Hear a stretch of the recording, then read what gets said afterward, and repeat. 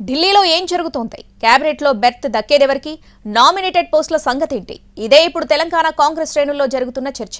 5 రోజులుగా ఢిల్లీలోనే ఉన్న సీఎం రేవంత్ రెడ్డి పార్టీ పెద్దలతో వరుసగా సమావేశాలు నిర్వహిస్తున్నారు. మరోవైపు కాంగ్రెస్ బీఫాంపై గెలిచిన వారికే మంత్రి పదవులు ఇవ్వాలనే నిర్ణయం పార్టీలోకి కొత్తగా చేరిన వారిని కంగారు పెడుతుంది. కొత్త పీసీసీ చీఫ్ ఎవరు? తెలంగాణ కాంగ్రెస్లో వినిపిస్తున్న ప్రశ్న. జూలై 7తో రేవంత్ రెడ్డి టర్మ్ ముగుస్తుంది. ప్రస్తుతం సీఎంగా ఉన్నారు కాబట్టి పీసీసీకి కొత్త చీఫ్ను నియమించనుంది కాంగ్రెస్ అధిష్టానం. ఇదే విషయంపై 5 రోజులుగా ఢిల్లీలో హస్తం పార్టీ నేతలతో సీరియస్గా చర్చిస్తున్నారు. సీఎం రేవంత్ రెడ్డితో పాటు పలువురు కాంగ్రెస్ నేతలు ఢిల్లీలోనే మకాం వేశారు. పీసీసీ చీఫ్, కేబినెట్ విస్తరణపై పార్టీ పెద్దలతో సమాలోచనలు జరిపారు.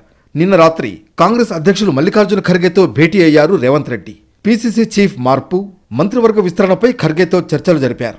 అంతకుముందు ఏఐసీసీ జనరల్ సెక్రటరీ కేసీ వేణుగోపాల్తో భేటీ అయ్యారు. పార్టీలో చేరికలపై ఇద్దరు నేతల మధ్య చర్చ జరిగింది.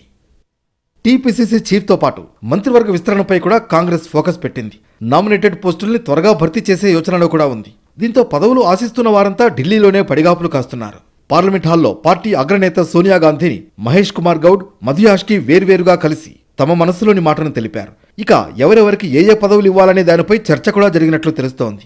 కేబినెట్లో ఒకేసారి 6 మంత్రి పదవులు భర్తీ చేయాలా, లేక కొన్నింటిని పెండింగ్లో ఉంచాలా అన్న దానిపైన మంతనాలు సాగాయి. కాంగ్రెస్లో చేరికలు, మంత్రిమండలి కూర్పు పైన హస్తం పార్టీ పెద్దలతో రేవంత్ రెడ్డి చర్చించారు. కాంగ్రెస్లో చేరికల అంశం భేటీలో చర్చకు వచ్చింది. పార్టీలో మొదటి నుంచి ఉన్న వాళ్లకు ప్రాధాన్యత ఇవ్వాలని మొన్నటి సమావేశంలో ప్రతిపాదన పెట్టారు.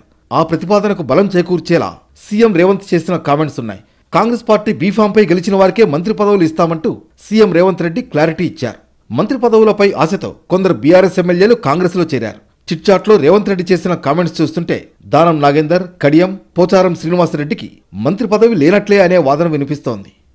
మరోవైపు ఇవాళ వరంగల్ జిల్లాలో పర్యటించనున్నారు సీఎం రేవంత్ రెడ్డి. సుమారు 1:30కు వరంగల్ టెక్స్టైల్ పార్కుకు చేరుకుంటారు. పార్కును పరిశీలిస్తారు. ఆ తర్వాత సెంట్రల్ జైలు ప్రాంగణంలో నిర్మిస్తున్న సూపర్ స్పెషాలిటీ హాస్పిటల్ను పరిశీలిస్తారు. సాయంత్రం 5 గంటల వరకు రేవంత్ రెడ్డి వరంగల్ జిల్లాలో ఉంటారు.